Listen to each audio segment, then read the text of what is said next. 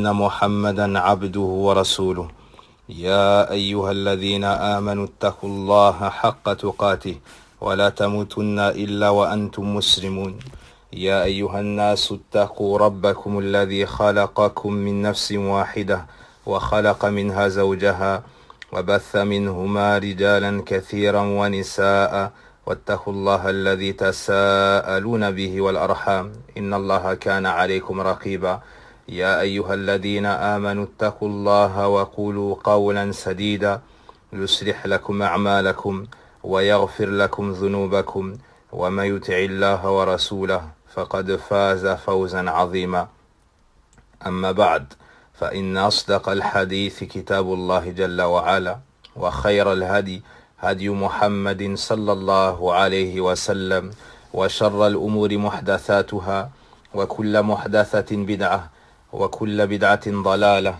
وكل ضلالة في النار أيها الناس يقول النبي صلى الله عليه وسلم كما في حديث ابن عباس رضي الله عنهما الذي أخرجه البخاري رحمة الله عليه نعمتان مغبون فيهما كثير من الناس الصحة والفراغ. Le prophète sallallahu alayhi wa sallam nous dit, comme cela a été rapporté par Abdullah ibn Abbas radiyallahu anhu dans le recueil de l'imam al-Bukhari, il y a deux bienfaits. Il y a deux bienfaits à propos desquels beaucoup de gens sont perdants. La santé et le fait d'avoir du temps. C'est-à-dire que beaucoup de gens ne connaissent pas la valeur de ces deux bienfaits. Ils ne connaissent pas la valeur de la santé. Ils ne réalisent pas la valeur du temps libre. Ainsi, ils n'en profitent pas pour accomplir les bonnes actions dont ils ont besoin, dont ils auront besoin dans l'au-delà. Et lorsque ces bienfaits diminuent ou disparaissent, voici qu'ils les regrettent. Voici qu'ils les regrettent. Donc nous répétons la parole du prophète sallallahu alayhi wa sallam. Ni'matani maghbunun fihima kathirun minan nas. As-sihhat wal faragh.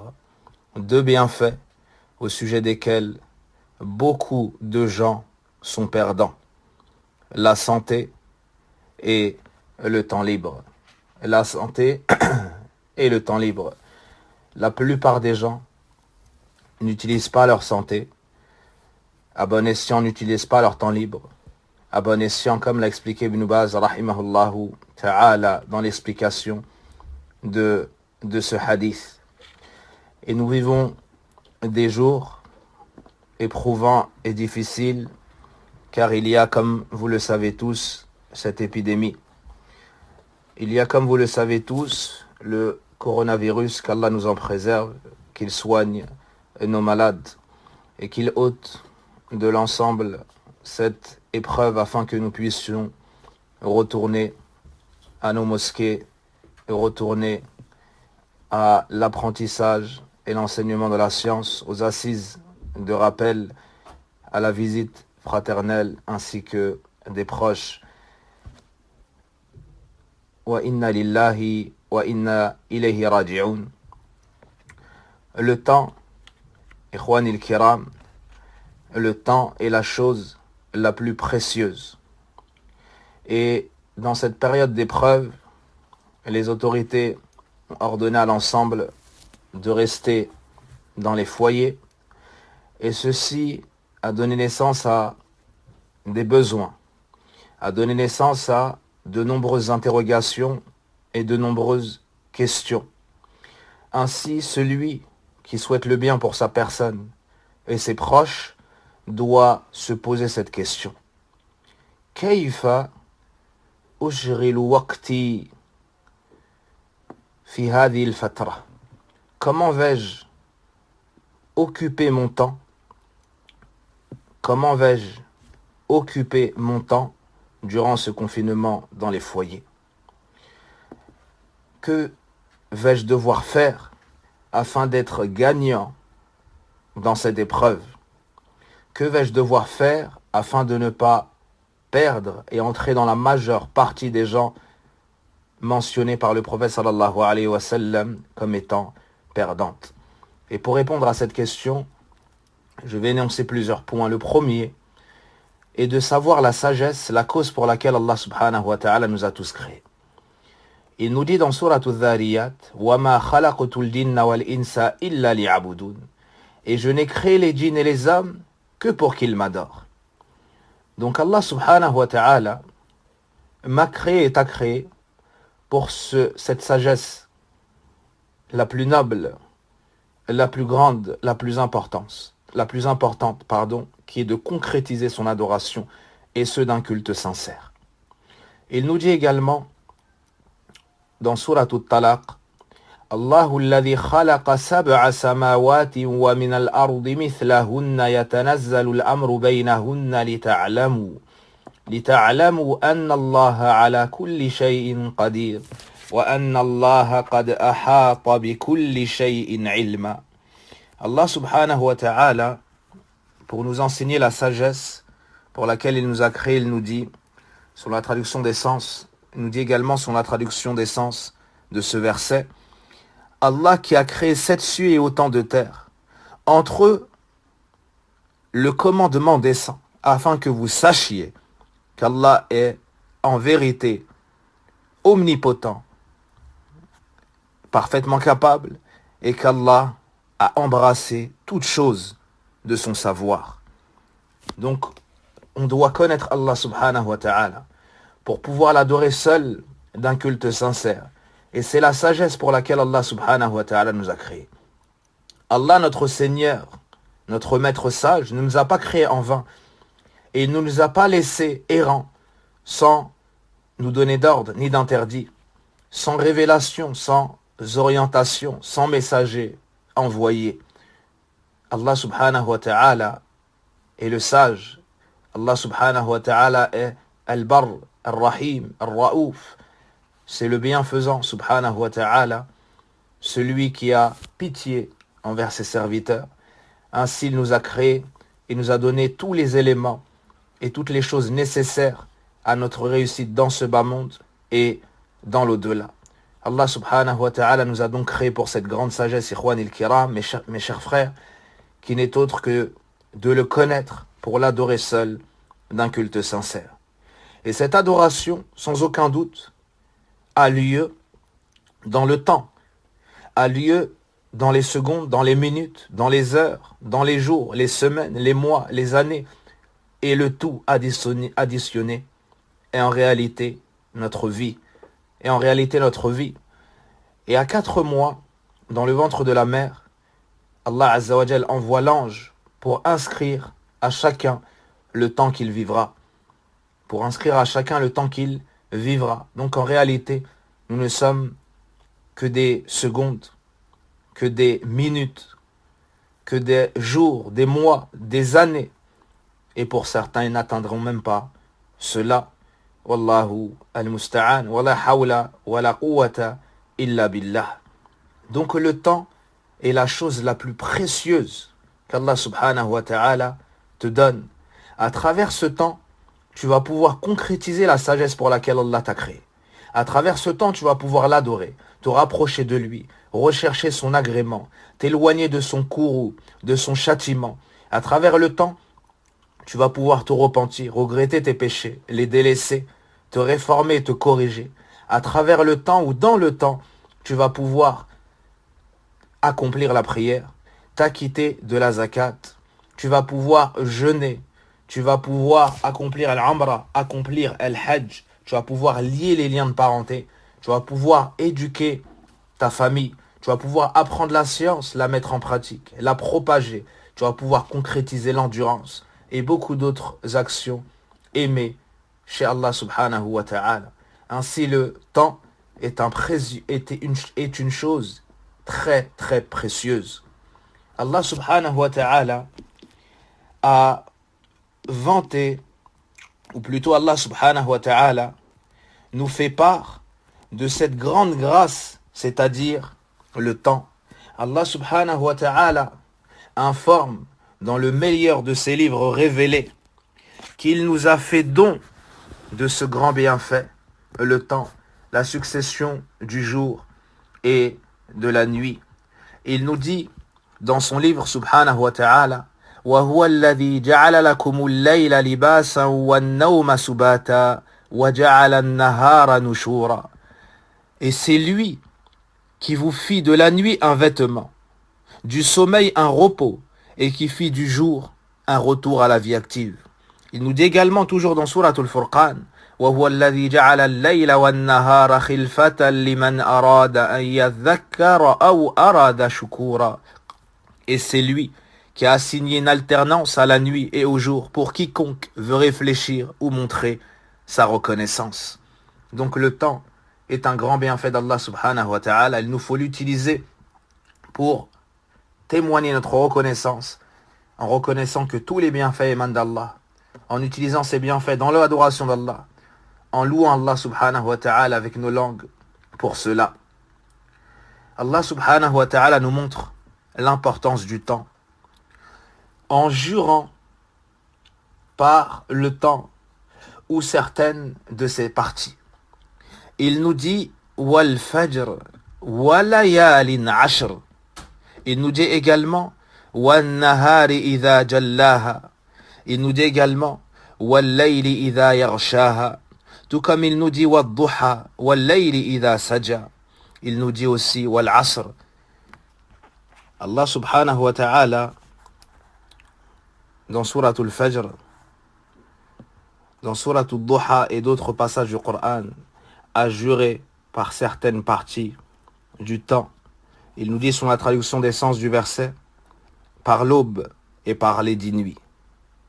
Il nous dit encore, et par le jour quand il éclaire, et par la nuit quand elle l'enveloppe. Aussi par le jour montant, et par la nuit quand elle couvre tout. Et il nous dit aussi wal asr, par le temps. Allah subhanahu wa ta'ala, c'est l'azim. Et il ne jure qu'en mentionnant une chose qui est immense, qui a un grand bénéfice et une grande sagesse. Donc le temps est une chose très précieuse. Nous devons considérer ce temps. Nous devons préserver ce temps. Et savoir que si on l'utilise à bon escient, il sera la cause de grands biens dans notre bas monde, dans notre tombe et dans notre au-delà. Et dans le cas contraire, qu'Allah nous en préserve, il sera la cause de grands regrets, le jour où les regrets ne seront d'aucune utilité. Et à partir du moment où tu comprends que le temps, en réalité, c'est ta vie, qu'à travers le temps, tu peux revenir vers Allah, à travers le temps, tu peux prendre tes provisions pour rencontrer ton Seigneur et alléger la balance des péchés, tu comprends alors qu'il te faut organiser ton temps. Il te faut organiser ton temps et préserver ce temps. Sache que sur ce temps, tu seras questionné le jour de la résurrection. Le prophète sallallahu alayhi wa sallam nous dit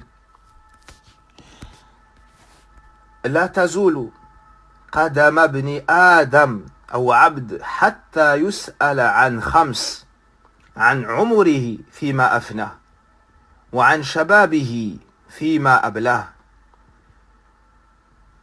Personne, ou plutôt le prophète sallallahu alayhi wa sallam, nous dit que personne ne franchira parmi les fils de Adam la place de la résurrection sans qu'il ne soit questionné sur 5 choses. Sur sa vie, dans quoi il l'a passé. Sur sa jeunesse, dans quoi il l'a épuisé. Dans quoi il l'a épuisé. Donc la vie de la personne et particulièrement sa jeunesse, sur cela, nous serons tous interrogés chez Allah subhanahu wa ta'ala. Et chacun de nous connaît la réponse qu'il fournira en regardant comment il occupe son temps depuis qu'il est responsable. Comment est-ce qu'il occupe son temps? Celui qui occupe son temps dans la lecture du Coran, dans la mise en pratique de la prière, dans l'apprentissage de la science, dans sa propagation, par la préservation de sa langue, par l'éloignement des péchés, des injustices, celui-ci répondra une réponse louable. Quant à celui qui passe son temps dans le délaissement de la prière, dans les insultes, le colportage, la médisance, dans les injustices, dans le fait de ne pas dépenser pour la cause d'Allah, celui-ci également sait ce qu'il répondra. Celui qui utilise bien son temps, ça sera pour lui un tremplin vers le paradis. Ça sera pour lui une cause d'entrée au paradis. Allah subhanahu wa ta'ala nous dit dans son livre Wa uzlifatil jannatu lil muttaqina. Le paradis sera rapproché à proximité des pieux. Hadha ma tu'aduna li kulli awwabin hafiz. Voilà ce qui vous a été promis. Et cela pour tout homme ou toute personne pleine de repentir et respectueux, c'est-à-dire des prescriptions divines. Ibn Baz rahimahullah ta'ala nous dit, c'est-à-dire qu'il préserve son temps, c'est-à-dire qu'il préserve son temps en faisant ce qui lui est bénéfique et en délaissant ce qui lui est nocif. Certains, parmi les pieux prédécesseurs, ces derniers qui ont compris l'importance du temps, disaient, à l'image de Abdullah ibn Omar,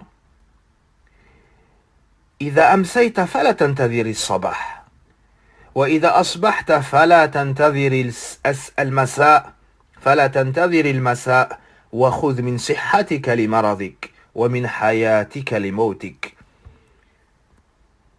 Abdullah ibn Omar radiallahu anhuma nous disait, lorsque tu arrives au soir,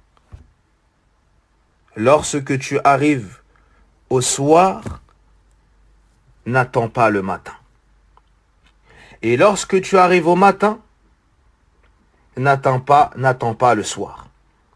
Et prends de ta santé, de ta bonne santé, pour les moments où tu seras malade, pour les jours dans lesquels tu seras malade. Et prends de ta vie pour ta mort.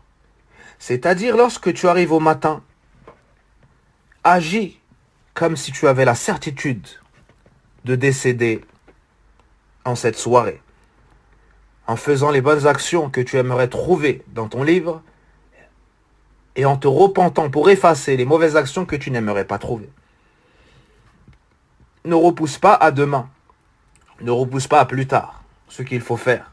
Prends tes provisions pour le voyage et l'acheminement vers Allah subhanahu wa ta'ala. Utilise la santé pour te rapprocher d'Allah subhanahu wa ta'ala. Utilise ta vie, ton temps, pour te rapprocher d'Allah subhanahu wa ta'ala. Aussi, nous avons la parole de Abdullah ibn Mas'ud lorsqu'il nous dit Ma nadimtu ala shay'in nadami ala yawmin gharabat shamsuhu naqasa fihi ajali wa lam yazdad fihi amali. Abdullah ibn Mas'ud nous dit je ne regrette pas, ou bien il n'y a rien que je regrette plus que mon regret lorsque le soleil se couche et que je vois un jour de ma vie qui a diminué, mais mes actions qui n'ont pas augmenté.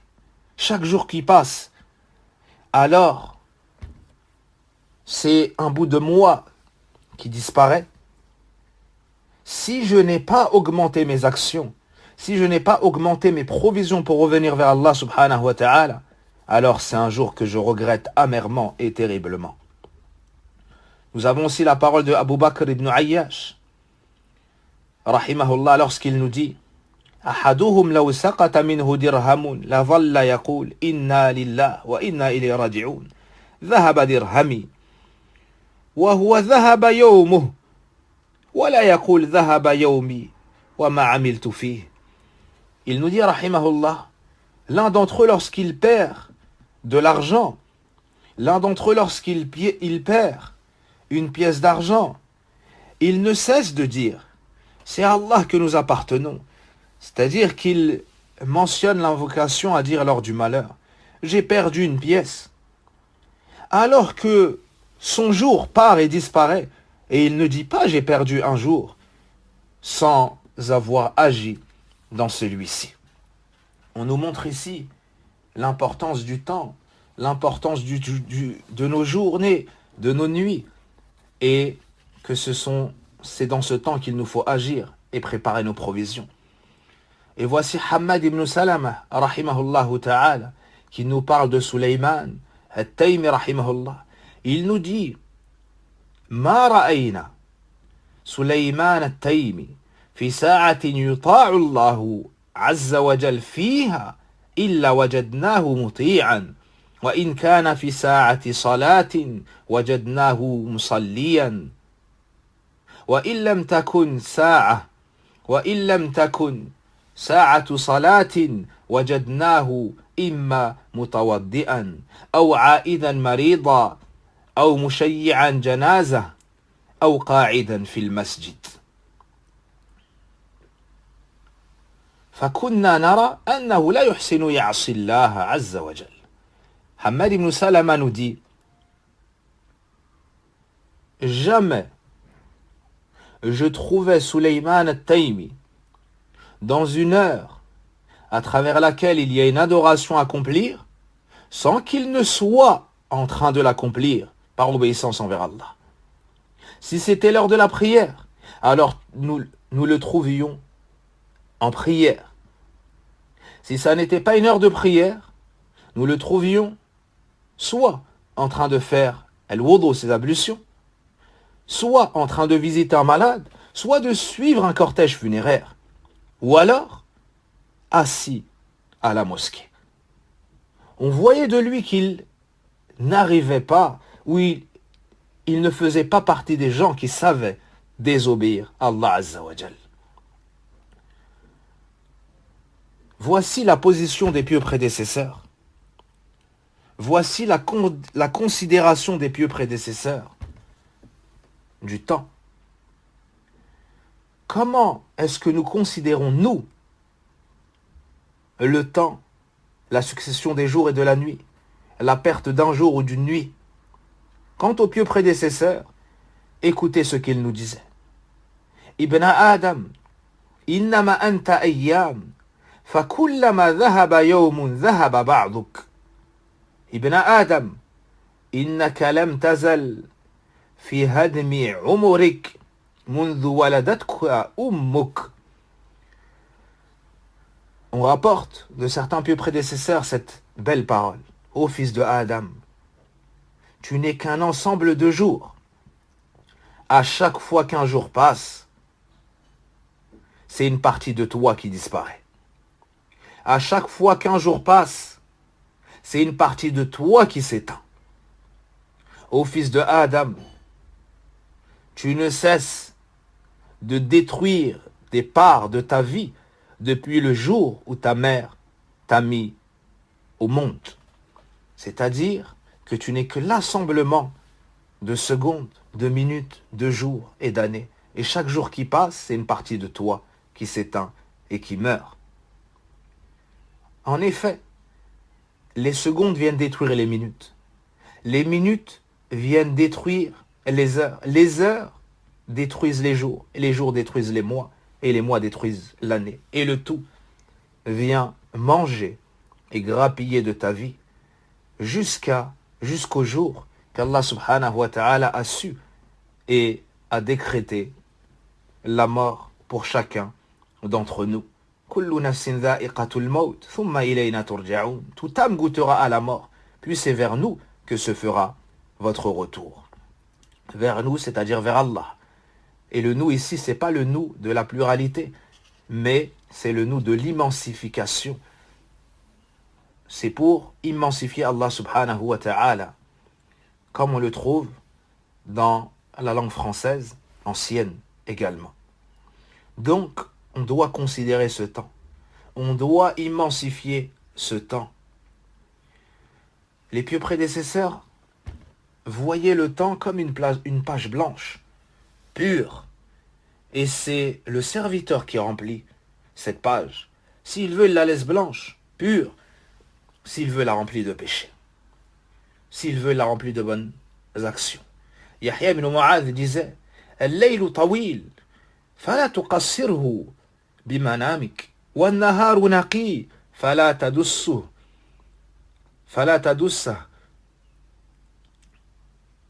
bi-athamik » Yahya ibn Mu'adh nous disait « La nuit est longue, ne la raccourcis pas davantage par le sommeil. » C'est-à-dire ne passe pas toute la nuit à prier, mais prends une part de ta nuit pour invoquer Allah, pour prier, pour te repentir, pour lui demander. Quant à la journée, elle est pure. Ne l'entache pas par tes péchés. Les pieux prédécesseurs étaient les gens les plus généreux. Les pieux prédécesseurs étaient les gens les plus généreux. Néanmoins, ils étaient les personnes les plus avares avec leur temps. Les plus protecteurs, disons, avec leur temps. Al-Hassan al-Basri, rahimahullah, nous dit أدركت أقواما كان أحدهم شح على عمره منه على درهمه. J'ai rencontré des gens qui étaient plus avares avec le temps de leur vie qu'ils ne l'étaient avec leur argent. Et un homme a dit à Amir ibn Abd al-Qais قف أكلمك قال أمسك الشمس. Un homme a dit à Amir ibn Abd al-Qais arrête-toi afin que je m'entretienne avec toi, afin que je te parle. Il lui a dit arrête le soleil. C'est-à-dire si tu arrives à interrompre le temps, alors je pourrais m'arrêter. Il lui montre ici l'importance du temps. C'est comme si le temps nous appelait chaque jour, afin qu'on l'utilise à bon escient. Car il se peut que ce soit le dernier jour, il se peut que ce soit la dernière nuit. L'imam Shafi'i, rahimahullah, divisait son temps en trois, sa nuit en trois. Le premier tiers pour étudier et écrire, le second pour prier, le troisième pour dormir. Quant à l'imam Ahmed, depuis sa tendre enfance, il se préparait avant le Fajr pour sortir, aller dans les assises de science, aller prier à la mosquée, aller apprendre la science, et sa mère, par miséricorde, le retenait jusqu'au Fajr. Les pieux prédécesseurs détestaient les gens inactifs. Abdullah ibn Saoud nous dit Inni la akrahu ar-rajula arahu farighan la fi mahalli la fi amali ad-dunya wa la fi amali al-akhirah. Je déteste voir l'homme inactif. Ni il contribue à ses affaires de son bas monde, ni il contribue à ses affaires de l'au-delà. Certains parmi les pieux prédécesseurs utilisaient leur temps, même durant leur dernier souffle. Même durant leur dernier souffle, subhanallah. L'un d'entre eux visite son père dans ses derniers instants. Il le trouve, ou plutôt certains ont visité un homme dans ses derniers moments de vie. Qu'est-ce qu'il faisait? Il priait, subhanallah. Alors ils l'ont blâmé, car il était sévèrement malade, il était très malade et en fin de vie. Et lui a répondu, Al-an tutwa sahifati. Il leur a dit, c'est maintenant qu'on va plier mes feuillets. C'est-à-dire, je ne pourrai plus agir par la suite. Et Malik ibn Dinar, rahimahullah ta'ala, nous dit, que la nuit et le jour sont deux récipients. Que chacun d'entre vous regarde ce qu'il met dans ces récipients. Et tout comme les hommes, chez les pieux prédécesseurs, avaient une haute détermination pour remplir leur temps de bien, c'était également le cas chez les femmes. Voici notre mère, Aïcha radiallahu anha, qui chaque matin prie salat duha en 8 raka'at. Et nous dit que pour rien au monde, elle ne délaisserait cette prière. Les épouses du prophète alayhi salatu wassalam, après avoir entendu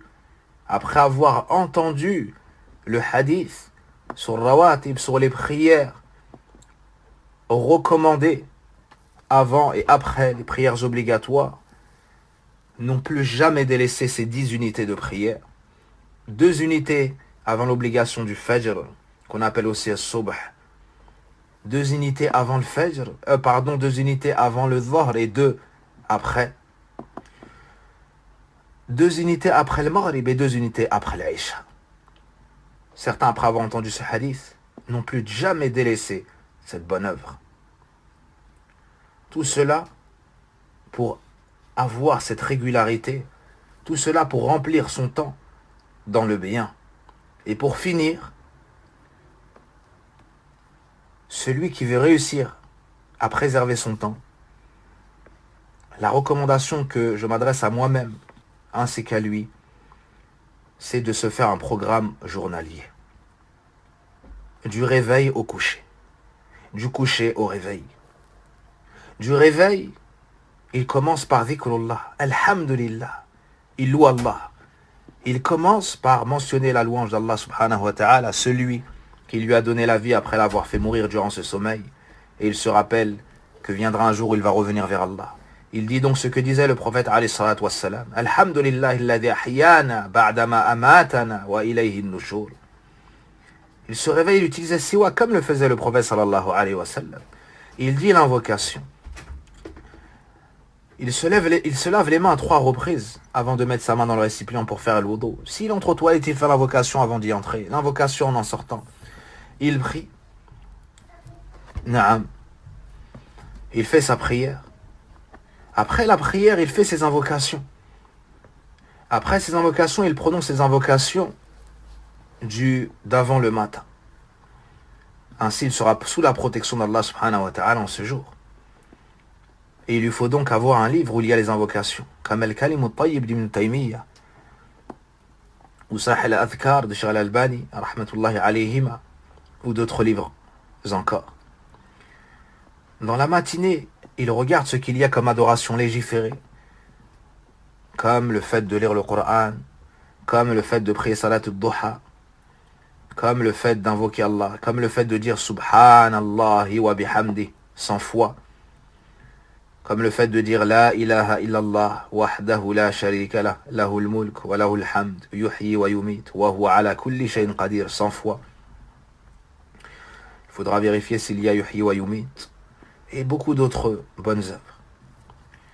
Aussi, il s'occupe de ses besoins de ce bas monde, comme le fait de manger, comme le fait de boire, comme le fait de s'occuper de ses proches, comme le fait d'enseigner à ses enfants, comme le fait de faire réviser sa famille, comme le fait d'être au service de ses proches.